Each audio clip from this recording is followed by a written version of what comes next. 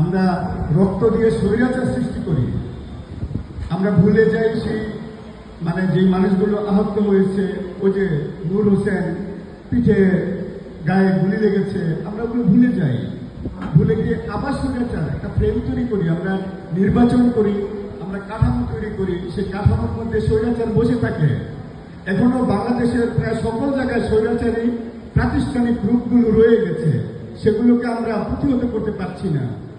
এবং তাদের যে চেতনা, সেই আগের চেতনা এখনো রয়ে গেছে, আমরা এগুলো দূর করতে পারছি না। তাদের সেই গড়া ব্রিটিশ আইন, ব্রিটিশ চেতনা, ব্রিটিশ আমলের তেরানি সেই যোগ্যতাগুলো, সেই কাজগুলো এখন রয়ে গেছে। বিভিন্ন আমলাতন্ত্রে, বিভিন্ন প্রজাতন্ত্রে, আমরা বলি গণপ্রজাতন্ত্র, কিন্তু আমরা প্রজাদের কোনো মূল্য দিই না।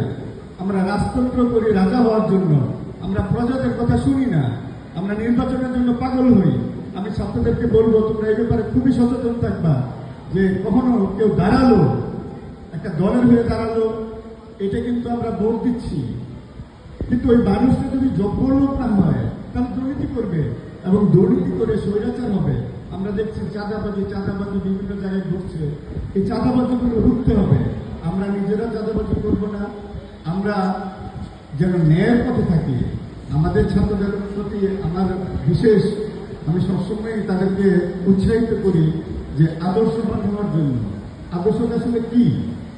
আমাকে যে আমাদের রাষ্ট্রযন্ত্র বিভিন্ন জায়গায় ঠুকর খেয়ে থাকে আমলাতন্ত্রের মধ্যে। এই আমলাতন্ত্রের মধ্যে স্বৈরতন্ত্র বীজ নিহিত আছে। আমি মনে করি না যে সবকিছু খুব ভালো চলছে। বিদ্যুতের দাম বাড়ছে, গ্যাসের দাম বাড়ছে, ট্যাক্স বাড়াচ্ছে, খাজনা বাড়াচ্ছে সব জায়গায়। কেন ট্যাক্স বাড়াতে হবে? কেন? রাষ্ট্রীয় আইন, রাষ্ট্রীয় যেগুলো আছে, রাষ্ট্র ইনকাম করবে, কিন্তু প্রজাদের সাথে ব্যবসা করবে এরকম না। একটা রাষ্ট্রের কাঠামোর মূল চাবিকাঠি রাজস্ব আয়, ট্যাক্স বৃদ্ধি করা, এরকম না।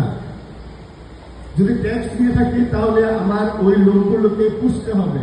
আমি যদি খাজনা দেই, তাহলে যখন মানুষের আয় থাকে না, ইনকাম থাকে না, তখন তাদেরকে ভর্তুকি দিতে হবে, তাদেরকে চালাতে হবে। ফলে এই যে বৈষম্য বিভিন্ন জায়গায় থাকছে, এই বৈষম্যগুলো দূর করতে হবে। কিভাবে? প্রজাতন্ত্রে আমাদের যে নতুন চেতনা, তরুণ প্রজন্ম, তাদেরকে আসতে হবে। তারা সংসদে আসবে, তারা ডিবেট করবে, তারা আলোচনা করবে উত্তরণে। এরকম যেন না হয় যে আমরা কোনো পয়েন্ট বলবো আর হুমকি দিবে যে আপনি তো রাষ্ট্রদ্রোহী কাজ করছেন, আপনি সবসময় রাষ্ট্রের বিরুদ্ধে কথা বলেন। এটা যেন না হয়।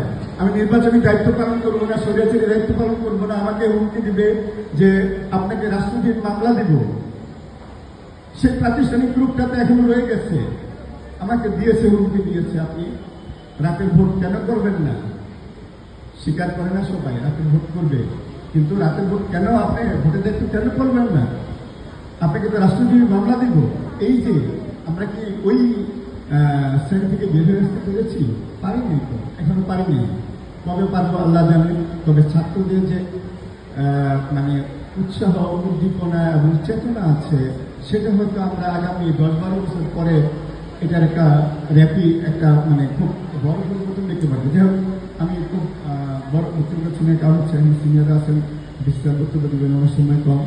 আমি ছাত্রদের এই প্রয়াসকে, ছাত্রদের এই চেতনাকে, আন্দোলনকে গভীরভাবে শ্রদ্ধা করি এবং আমি সবসময় ব্যক্তিগতভাবে আমি তাদের দাবি দেওয়া এবং বৈষম্য, যে কোনো ন্যায়সঙ্গত যুক্তির পক্ষে আমি আছি, আগেও ছিলাম, থাকবো ভবিষ্যতে ইনশাআল্লাহ।